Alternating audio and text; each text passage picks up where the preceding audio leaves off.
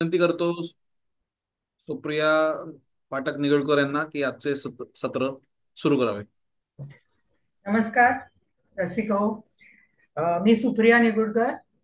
मी आज दोन पुस्तकांबद्दल पुस्तक परिचय करणार आहे. पहिलं सदानंद दाते यांचं वर्दीतल्या माणसांच्या नोंदी आणि दुसरं पुस्तक आहे बहिर्जी नाईक. लेखक आहेत डॉक्टर राज जाधव. अ, मला ही संधी मिळवून दिल्याबद्दल रसिक वाचकचे आभार. कारण की मी पहिल्यांदाच अशा प्रकारे कुठले सत्र घेत आहे. तर मी लिहून काढली आहे परिचय, तर तो मी वाचून दाखवते.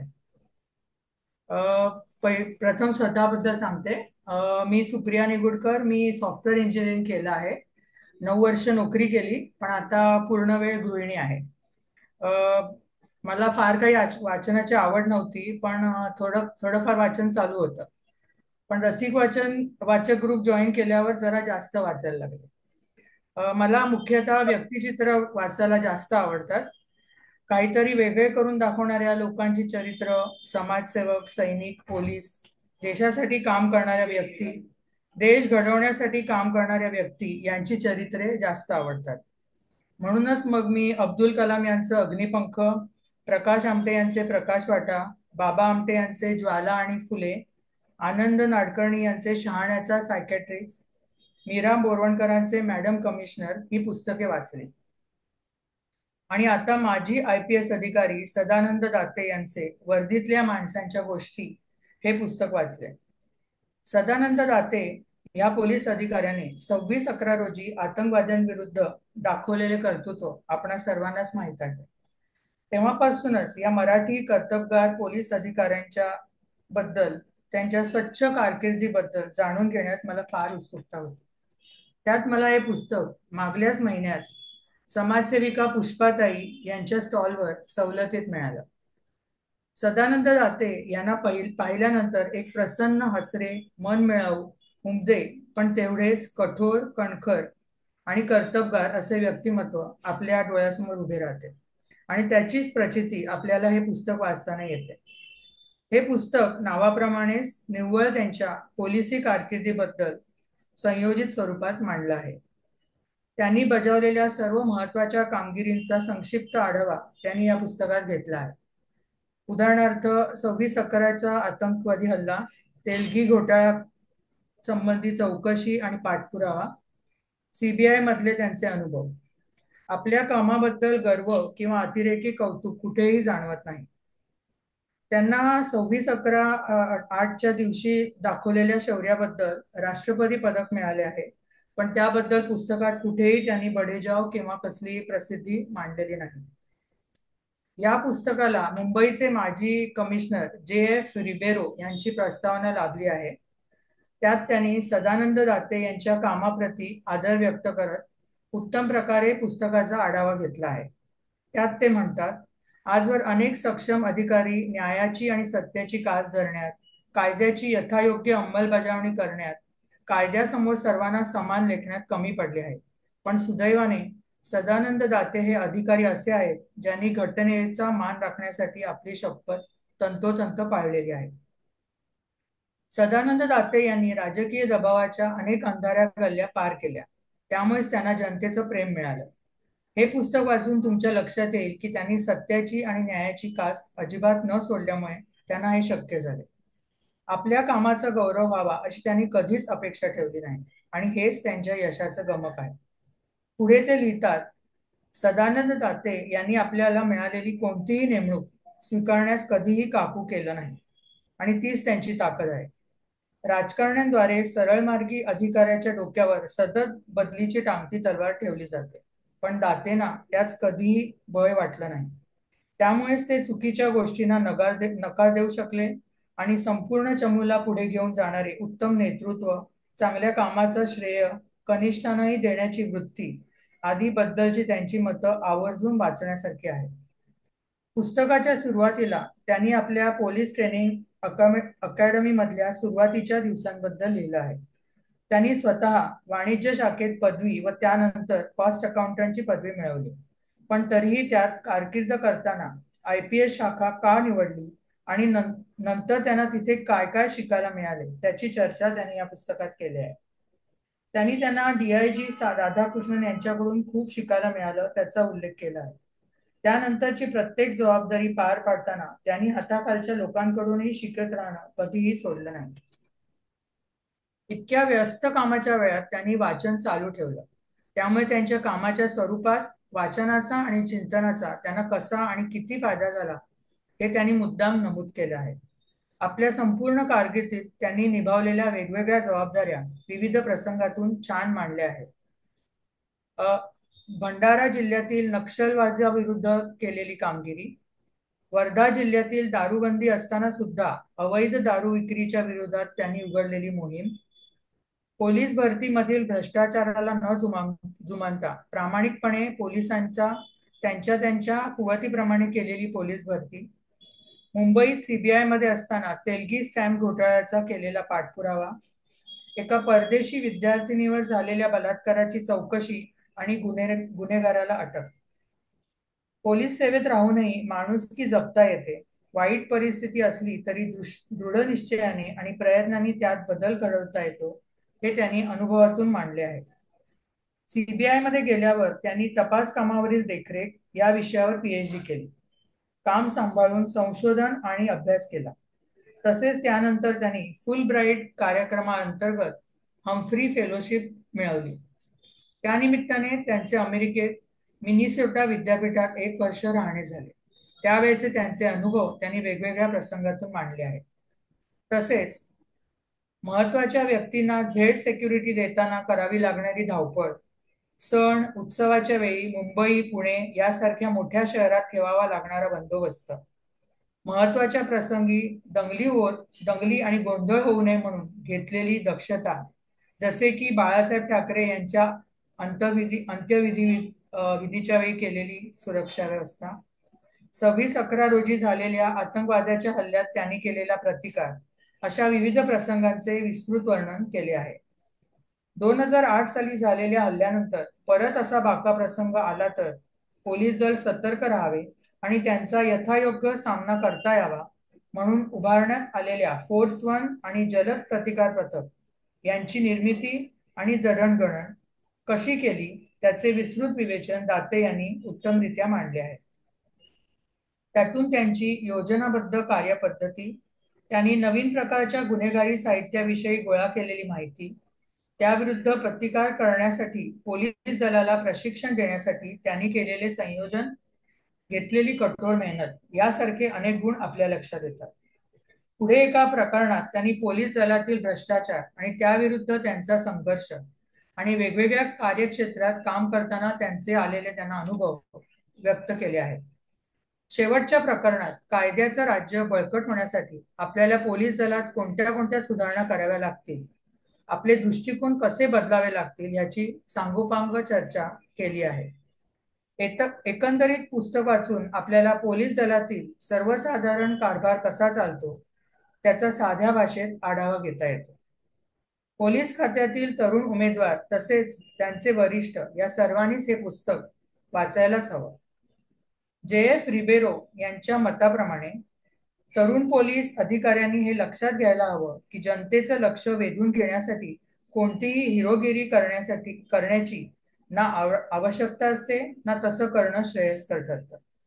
या उलट नैतिकता, सचोटी बाळगणं, न्याय आणि योग्य कृती करणं हेच महत्वाचं ठरतं. असं केल्याने जनता त्यांना कायम आपलं मानून लक्षात ठेवेल आणि त्यांना कामातून समाधान मिळेल, अगदी सदानंद दाते यांच्याप्रमाणे. आता दुसऱ्या पुस्तकाबद्दल मी परिचय सांगते. माझं दुसरं पुस्तक वाचून झालं ते म्हणजे बहिर्जी नाईक आणि याचे लेखक आहेत डॉक्टर राज जाधव. या पुस्तकाची प्रथम आवृत्ती आली होती 14 मे 2023 साली. थोडक्यात लेखक परिचय करून देते. डॉक्टर राज जाधव हे BHMS आहेत. त्यांनी मेडिसिन मध्ये ग्रॅज्युएशन केले आहे. त्यांच्याशी मी फोनवर बोलून त्यांच्या थोडक्यात माहिती मिळवली. त्यांनी अनेक नाटकं लेखन केली आहेत. त्यांचं पहिलं प्रकाशित पुस्तक आहे फरशीचा तुकडा. अ, त्याच्यानंतर ही कादंबरी पहिलीच आहे आणि त्याच्या आतापर्यंत 5 आवृत्त्या, शेवटची आवृत्ती आत्ता 19 फेब्रुवारीला त्यांनी अ, हे केली. बहिर्जी नाईकचा उत्तरार्ध त्याच्यावर त्याचं काम चालू आहे. हे जे पुस्तक आहे मी जे वाचलं ते पूर्वार्ध आहे आणि त्यांचं उत्तरार्धावर काम चालू आहे. आणि या वर्षीच्या डिसेंबर पर्यंत त्याची पहिली आवृत्ती निघेल असं ते म्हणाले. त्यांचं राजमंच नावाचं युट्यूब चॅनल आहे आणि त्याच्यावर ते पॉडकास्ट चालवतात. विविध क्षेत्रातल्या व्यक्तींच्या त्यांनी आतापर्यंत 36 ते 37 मुलाखती घेतलेल्या आहेत. आता मी बहिर्जी नाईकचा पुस्तक परिचय देते. लेखकाने स्वतःच त्याचा परिचय म्हणजे त्याने ही कल्पना कशी सुचली त्याबद्दल थोडंसं लिहिलेलं आहे, ते पहिल्यांदा सांगते आणि नंतर माझ्या शब्दात परिचय देते. अ, त्यांच्या शब्दातील प्रस्तावना थोडक्यात मांडते. छत्रपती शिवाजी महाराज यांच्यावर आजवर भरपूर लिखाण झालं आहे. शिवचरित्राकडे वेगळ्या दृष्टिकोनातून पाहिले गेलं पाहिजे. शिवरायांनी ज्या अद्वितीय पराक्रमातून अशक्य असे यश संपादन केले त्याचा फक्त उदो उदो न करता चिकित्सक अभ्यास झाला पाहिजे आणि त्यासाठी आपण काहीतरी केले पाहिजे अशी माझी प्रांजळ भावना होती. मांडणी सुचत नव्हती. एका परदेशी प्रवाशांशी बोलताना एका प्रश्नाचे उत्तर मिळाले. राजे इतके यशस्वी असण्यामागचे नेमके कारण काय? तर आपल्या राजांनी सर्वात जास्त खर्च कुठल्या खात्यावर केला असेल तर ते गुप्तहेर खाते. शिवराय समजून घ्यायचे असतील तर त्यांचा इंटेलिजन्स समजून घ्यायला पाहिजे आणि शिवरायांचा इंटेलिजन्स म्हणजे गुप्तहेर खाते आणि म्हणजेच बहिर्जी नाईक. शिवरायांच्या बेजोड बुद्धीचा आविष्कार म्हणजेच बहिर्जी नाईक. हे सूत्र जेव्हा समजले तेव्हा माझ्या अभ्यासाला आणि निखाळाला दिशा मिळाली. इतिहासाचे आणि सर्व दोस्त दुश्मनांचे भेद जाणणारे बहिर्जी नाईकच इतिहास सांगू लागले तर? ही कल्पना डोक्यात आली आणि या अगदी अनोख्या आणि नाविन्यपूर्ण कल्पनेच्या वाटेवरून पुढे बहिर्जी नाईक या कादंबरीचा प्रवास सुरू झाला. बहिर्जी नाईक यांच्याविषयी इतिहासात पुराव्यानिशी कुठलीही माहिती उपलब्ध नाही. मी पुराव्यानिशी माहितीसाठी शोधाशोध महिनोन्महिने केली पण अतिशय कमी माहिती मिळाली. ते एक गुप्तहेर होते त्यामुळे त्यांच्याविषयी माहिती गुप्त असणे ह्यातच त्यांचे श्रेष्ठत्व दडलेले आहे. स्वराज्याच्या कार्यकाळात या गुप्तहेर असा होता की तो एकदाही फसला नाही किंवा पकडला गेला नाही. तसेच चुकीची माहिती मिळाल्यामुळे मोहीम फसली असे एकही उदाहरण इतिहासात शोधून सापडत नाही. आपली अर्धी अधिक हयात त्यांनी दुश्मनांच्या गोटात घालवली आणि अनेक रूपं घेतली. लागेल तशी ज्योतिषशास्त्र वैद्यकशास्त्र शिकून घेतले. कधी फकीर झाले तर कधी संत महात्मे झाले. म्हणजे कधी कुराण शिकायला लागलं, कधी अभंग भजन तोंडपाठ करायला लागले. आता त्यांचा उतारा मी वाचून दाखवते.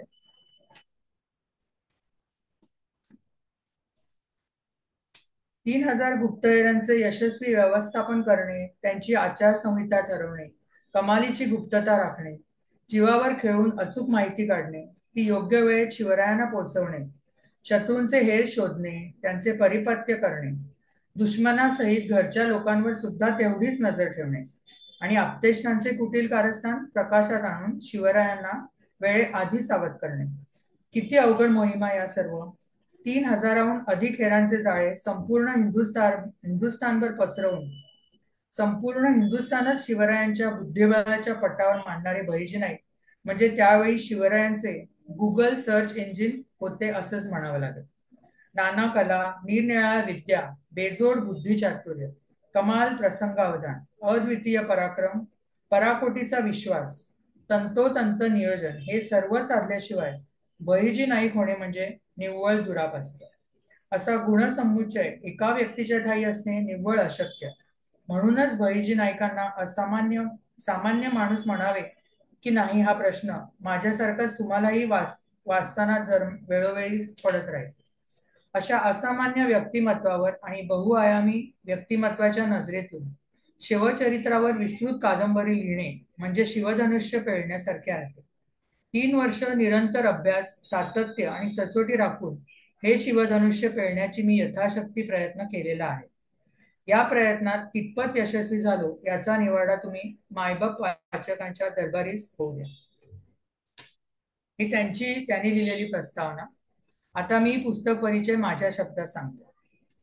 कादंबरीची सुरुवात आणि बहिर्जी नाईक यांची शिवरायांबरोबरची पहिली भेट होईपर्यंतचा प्रवास हा त्यांच्या आत्मवृत्तात मांडला आहे. यात त्यांच्या बालपणापासूनची सर्व हकीकत मांडली आहे. बहिर्जी नाईक हे त्यांचे खरे नाव नसून बहिर्जी म्हणजे बहुरूपी असे जिजाबाई साहेबांनी दिलेली ही पदवी आहे. तर नाईक म्हणजे गुप्तहेरांचा प्रमुख. जात पात धर्म अशी कुठल्याही व्यवस्थेचे नामकरण लागू नये म्हणून या कादंबरीत त्यांचे खरे नाव खंडोजी असे घेतले आहे. घरातल्या सर्वांनी घरातली सॉरी घरातली खडतर परिस्थिती, वडिलांनी घेतलेले कबाड कष्ट, घरातल्या सर्वांनीच म्हणजे आई, आजी, काका, काकू या सर्वांनी पाटीलकीमुळे भोगलेले हाल विविध प्रसंगातून मांडले आहेत. खंडोजीच्या जन्माच्या वेळी त्यांच्या वडिलांनी पाटलांचे शेत राखण्यासाठी अंगावर घेतलेल्या लांडग्यांचा हल्ला, त्यात त्यांचा झालेला मृत्यू आणि त्यामुळे त्यांच्या कुटुंबाची झालेली ससेल ओलपट हे सर्व इतक्या उत्कंठावर्धक प्रसंगातून मांडले आहेत की हे सर्व प्रसंग तंतोतंत आपल्या डोळ्यासमोर उभे राहतात. खंडोजीची पुढची गोष्ट पुढील प्रमाणे आपल्या समोर येते. लहानपणीच एका बहुरूप्याला विविध नकला करताना, हातचलाखी करताना बघून खंडोजी प्रभावित होतात आणि त्यांना आपले गुरु बनवून इच्छितात. पण ते गुरु म्हणतात, पुढे मोठा झाल्यावर मी तुला शिकवेन. म्हणून मग खंडोजी स्वतःच सर्व प्राणीमात्र, पक्षी, विविध लोकांच्या देहबोलीचा अभ्यास करतात आणि निरीक्षणातून स्वतःच नकला करायला, आवाज काढायला शिकतात. काकांच्या तालमीत शरीर कमावतात, भालाफेक आणि तलवारबाजी सुद्धा शिकतात. जंगलात फिरताना कोल्ह्यांची शिकार करायला शिकतात आणि वाटेत भेटलेल्या काझी बुवांना कोल्ह्याच्या हल्ल्यापासून वाचवतात. मग त्यांचेच चेले होऊन वैद्यकी, काढे, धूप बनवायला शिकतात. पुराणाचीही माहिती मिळवतात. नंतर ह्याच शास्त्राच्या आधारे अनेक लोकांवर उपचार करतात. एका प्रसिद्ध ज्योतिषशास्त्राच्या मुलाच्या अघोरी आजारावर काझीबुवांच्या मदतीने इलाज करताना त्यांची ज्योतिष्य कला शिकण्याची उर्मी त्यांच्यात निर्माण होते. मग बक्षिसे म्हणून त्याच शास्त्रीबुवांच्या घरी चाकरी पत्करतात आणि त्यांच्या मुलाशी मैत्री करून सर्व ज्योतिष विद्या शिकून देतात. पुस्तक वाचता वाचता नायकांची जडणघडण कशी झाली असेल, गुप्तहेर बनण्यासाठी लागणारे सर्व गुण त्यांनी कसे आत्मसात केले असतील हे आपल्याला कळते. लेखकाच्या ओघवत्या लेखन शैलीमुळे नकळत आपणही खंडोजीच्या प्रगतीत गुंतत जातो. सर्व प्रसंग एकात एक इतक्या सहजतेने गुंफले आहेत की लहानपणापासून तरुण उमेदीच्या काळापर्यंतचा खंडोजींचा जीवनपट आपल्या डोळ्यासमोर तस्साच्या तस्सा उभा राहतो. आत्मवृत्तात गोष्ट सांगण्याच्या पद्धतीमुळे नायकांची कुठेही अतिरेकी प्रशंसा झालेली नाही. बहिर्जी नाईक शिवाजी महाराजांना कधी आणि कसे भेटले असतील याबद्दल जाणण्याची आपल्या सर्वांनाच उत्सुकता असेल. प्रथम शिवाजी महाराजांची जनतेबद्दलची आत्मीयता, अन्यायाविरुद्ध लढण्याची प्रवृत्ती यामुळे ते प्रभावित झाले. त्यासाठी एक प्रसंग वर्णन त्यांनी केलं आहे. बाबाजी पाटील नावाच्या एका वतनदाराने एका कुणबी मुलीवर अत्याचार केले होते. हे कळल्यावर शिवाजी महाराजांनी त्या बाबाजी पाटलांना सर्वांसमक्ष शिक्षा केली. महाराजांचे ते रूप आणि महानता बघून खंडोजींनी त्यांच्या हाताखाली स्वराज्याच्या मोहिमेत सामील होण्याचे ठरवले. ते त्यासाठी जे काही करावे लागेल ते करण्याची त्यांची तयारी होती. अनेक शेतकरी कोल्ह्यांच्या नासधुसीमुळे त्रस्त झाले होते.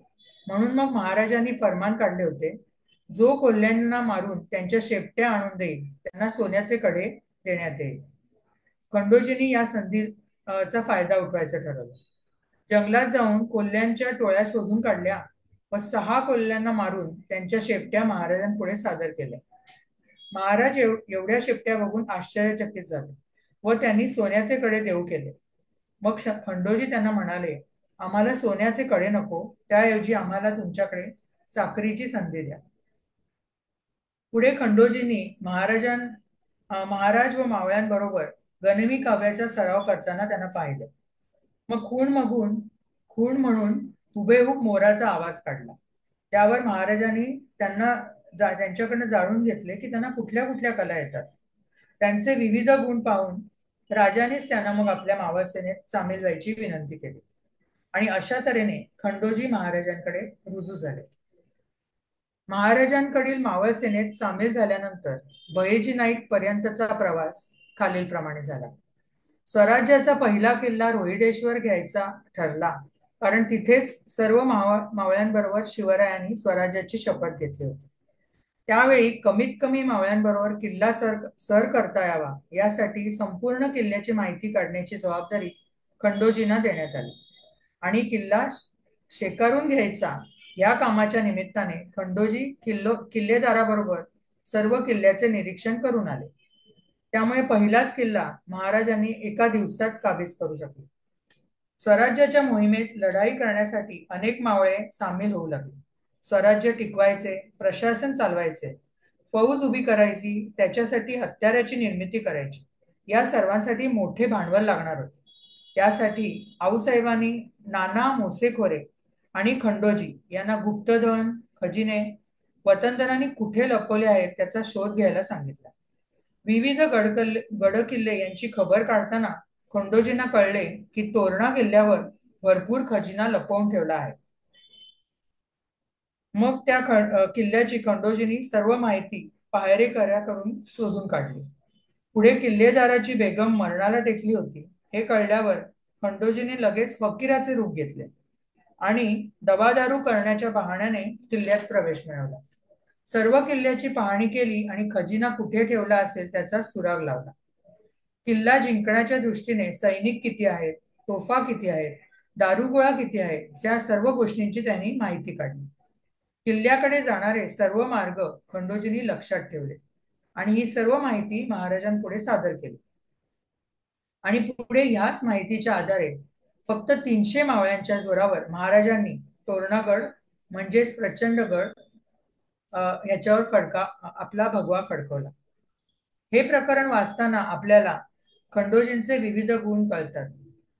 त्यांची माणसे हेरण्याची पद्धत, त्यांची खबर मिळवण्यासाठी केलेल्या विविध कृत्या, योजना, घेतलेली वेगवेगळी रूपं, दुश्मनाला सुगावा न लागता केलेली किल्ल्यांची पाहणी आणि प्रत्यक्ष मोहीम राबवताना दाखवलेली चपळाई, तसेच राजांना आणि मावळ्यांना केलेले त्यांनी मार्गदर्शन. आपणही एकाच माणसात चातुर्य, शौर्य, धाडसीपणा इतके सारे गुण कसे काय एकत्रित आले असतील याचा विचार करून विस्मयचकित होतो. खंडोजींची कामगिरी बघून यावेळी महाराजांना जाणवले, योग्य वेळी योग्य माहिती मिळाली तर वेळेपूर्वी आपण सावध राहू, संकट मोठे होण्यापूर्वीच त्याचे निर्मूलन करू. मुलूक वाढवायचा तर तो ताकदीपेक्षा युक्तीने, आणि मग यावर उपाय म्हणून महाराजांनी स्वतंत्र गुप्तहेर खाते निर्माण करायचे ठरवले आणि खंडोजीला या खात्याचे प्रमुख करायचे नक्की केले. पुढच्या प्रकरणात नायकांनी गुप्तहेर खाते कसे वाढवले, त्याची कशी तयारी करून घेतली, वेगवेगळ्या गरजांप्रमाणे वेगवेगळी माणसे कशी पारखली, वेगळी गुप्त भाषा तयार केली आणि ती त्या सर्वांना त्यांच्याकडनं पारंगत करून घेतली, याची सर्व माहिती मिळते. नंतर जेव्हा महाराजांनी इतर किल्ले ताब्यात घेतले जसे की चाकण, पुरंदर, त्याच वेळी शहाजी राजांना कपटाने कैद करण्यात आले. अफजल खानाने त्यांची एखाद्या गुन्हेगाराप्रमाणे धिंड काढली आणि नाना मोसेखोरांसारख्या मातब्बर गुप्तहेरासकट इतर 5 हेरांची कत्तल केली. महाराजांनी आदिलशहाला शरण न जाता मुघलांचा शहजादा मुरादाबक्षची मैत्री केली आणि त्याच्याकरवी आदिलशहावर दडपण आणले आणि शहाजी राजांना सोडवले. आता महाराजांनी थोडे शांत राहायचा निर्णय घेतला आणि तेवढ्याच काळात नायकांनी हिंदुस्थानभर आपले हेरांचे जाळे पसरवले. त्यानंतर महाराजांनी पहिली मोहीम हाती घेतली ती म्हणजे चंद्रराव मोरे यांची जावळी ताब्यात घ्यायची. जावळीचे जंगल अल्लाउद्दीन खिलजी, बहामणी, आदिलशाह कित्येक मोठी साम्राज्ये ताब्यात घेऊ शकलेली नव्हती. म्हणून मग राजांनी नायकांना जावळीची पूर्ण माहिती काढायला सांगितली. नाईक विशिष्ट प्रकारच्या झाडांच्या लाकडांचा व्यापारी या रूपात जावळीत घुसले. तिथले जंगल भेसूर आणि घनदाट होते. दिवसभर फिरून फिरून मग नाईक मोऱ्यांच्या गडीकडे पोचले. तिथे त्यांचे सैनिक सराव करत होते आणि मोऱ्यांचा सर्वात महत्वाचा सैनिक होता मोरारबाजी देशपांडे. नायकांनी व्यापाराच्या बहाण्याने सर्व जावळीचे मार्ग वाटा शोधल्या, तटबंदी न्याहाळून घेतली, सैन्याचा आढावा घेतला. या माहितीच्या आधारे राजांनी जावळीच्या मोहिमेला तोंड फोडले. महाराजांची रणनीती पुस्तकात सपखल मांडली आहे. त्यासाठी मी तुम्हाला एक उतारा वाचून दाखवते, म्हणजे तुम्हाला त्यांची लेखनशैली किती प्रभावी आहे हे थोडक्यात कळेल. जावळीच्या बाबतीत महाराजांनी केलेली रणनीती त्यांनी मांडलेली आहे.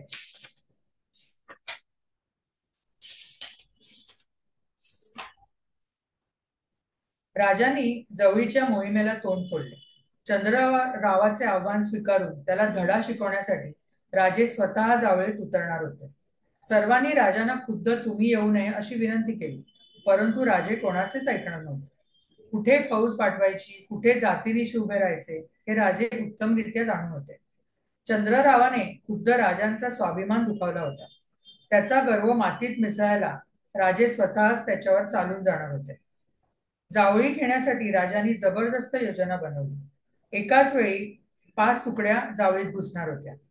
नेतोजी काका आपली 700 जिगरबाज मावळ्यांची फौज घेऊन सरळ नेसरीच्या मार्गे जावळीच्या प्रमुख दरवाजापासून तुटून पडणार होते. साहजिकच तिथे सैनिक आणि तोफा सज्ज असणार होत्या. नेतोजी काका तडफेने त्यांच्यावर तुटून पडणार होते. इतके की खुद्द शिवाजी राजे जावळीवर चालून आले आहेत असाच त्यांचा समज होणार होता. यामुळे खुद्द चंद्रराव आणि त्यांच्या सैनिकांचे सर्व लक्ष नेसरीच्या घाटावर लागून राहणार होते. चंद्रराव शिवाजीला धडा शिकवायचा म्हणून तोफेचा भडीमार करेल, आमच्या फौजेला भरडून काढायचे म्हणून जास्तीची कुमक तिकडे पाठवेल, आणि जेव्हा ही लढाई जोमात येईल तेव्हा 4 बाजूनी 3 खोऱ्यांवर आणि खुद्द जावळीवर आमच्या फौजा तुटून पडणार होत्या. संभाजी कावजी चतुर बेटात प्रतापराव मोरेशी भिडणार होता. जोहोर बेट काबीज करण्यासाठी रघुनाथ पंत बल्लाळ आपली तुकडी घेऊन उतरणार होते. शिवथर घाटीचा आणि बाबाजीरावाचा समाचार सूर्यराव काकडे घेणार होते आणि खुद्द राजे, मी, येसाजी आणि जेदे बांधलांची निवडक कडवी फौज रडतोंडीचा अशक्य घाट उतरून जावळीवर कब्जा करणार होते. नेसरीच्या वाटेवर प्रमुख दरवाजात आमची फौज भाजून काढण्यासाठी चंद्रराव तोफा दागणार होता आणि या तोफांचा आवाज हेच आमच्या 4ही तुकड्यांसाठी इशारत असणार होते. नेतोजी जोमात आलेल्या लढाईतून पळ काढणार होते आणि आम्ही संपूर्ण जावळीतून चंद्रराव आणि त्यांच्या सर्व साथीदारांना पळवून जावळी काबीज करणार होतो. राजांची ही नामी योजना ऐकून मला राजांच्या युद्धनीतीचा हेवा वाटू लागला. मी स्वतःलाच बोलू लागलो, बहिर्जी, फक्त माहिती काढून मोहिमा फत्ते होत नाहीत, त्याला पूर्णत्व देण्यासाठी शिवाजी महाराजांसारखाच राजकारणी, धुरंधर आणि युद्धनीतीचा कुशल मेंदू असावा लागतो. याबरोबर महाराजांनी मोहीम फत्ते केली. जावळीवर ताबा मिळवताना येसाजी कंक आणि मुरारबाजी यांची लढाई चांगलीच गाजली, पण राजांनी ती लढाई थांबवली.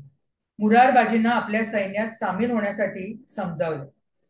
अशा तऱ्हेने महाराजांनी जावळीबरोबरच बाजींसारखा खंदा सैनिक आपल्या सैन्यात जोडला. जेव्हा आदिलशाही त्यांच्या बादशहाच्या आजारपणात व्यस्त होती आणि मुघलशाही त्यांच्या आपसी राजकारणात मशगूल होती, तेव्हा या संधीचा फायदा घेऊन राजांनी दाभोळ बंदर, मुघलशाहीतील दक्षिणेकडील सर्वात मोठे श्रीमंत ठाणे जुन्नर किल्ला आणि पुढे नगर किल्ले घेतले. तोरणा, पुरंदर, राजगड, प्रतापगड बांधून नेटके गेले. राजांनी स्वराज्यासाठी कल्याणचा किल्ल्याचा खजिनाही लुटला. नंतर भिवंडीचा किल्लाही ताब्यात घेतला. आतापर्यंतच्या कादंबरीच्या वाचनातून जसे आपल्याला नाईक उलगडत जातात, तसेच शिवाजी महाराजांच्या वेगवेगळ्या गुणांचीही आपल्याला माहिती वेगवेगळ्या दृष्टिकोनातून अधोरेखित होते. त्या वेळेनुसार महाराजांनी केलेले राजकारण, कधी सबुरी तर कधी धडाकेबाज वृत्ती वापरून विविध लढायांची केलेली मोर्चेबांधणी. यापुढच्या सर्व महत्वाच्या मोहिमात बहिर्जी नाईकांनी गुप्तहेराची भूमिका प्रभावीपणे निभावली आहे. म्हणूनच महाराज स्वराज्य वाढवण्यात यशस्वी होत गेले. जेव्हा आदिलशहाच्या बेगमने अफजल खानाला 50,000च्या फौजेबरोबर स्वराज्यावर चाल करायला पाठवले, तेव्हा महाराज जाणून होते की एवढ्या मोठ्या ताकदीच्या सेनेसमोर आपला टिकाव लागणे कठीण आहे. म्हणून मग महाराजांनी नायकांना खानाच्या छावणीत शिरून त्यांचे कच्चे दुवे शोधण्यास सांगितले. नायकांना कळले की अफजल खान सपाटी क्षेत्रात उत्तमपणे लढाया करू शकतो.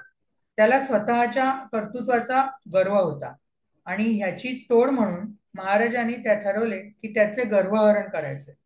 आणि म्हणूनच महाराजांनी मग मी खानाला घाबरलो आहे असं सांग असा बहाणा केला आणि एकटे भेटायचा आग्रह धरला. नायकांनी सर्व हेरांकरवी उत्तम वातावरण निर्मिती केली आणि मग महाराजांनी उत्तम योजना आखून तयारीनिशी अफजल खानाचा वध केला. त्यानंतर लगेचच महाराजांनी गड काबीज केला. पुढचा पेच झाला तो आदिलशहाच्या बेगमने सिद्दी जोहर सारख्या चिवट सरदाराला पन्हाळ्याला वेढा घालायला पाठवले. अखंड पावसाळा. सिद्दी जोहर न थकता वेढा आवळत गेला. महाराज गडावर अडकून पडले. आऊसाहेबांनी मग नाईकांना पेच सोडवण्यासाठी पन्हाळा गडाच्या वेढ्यात पाठवले.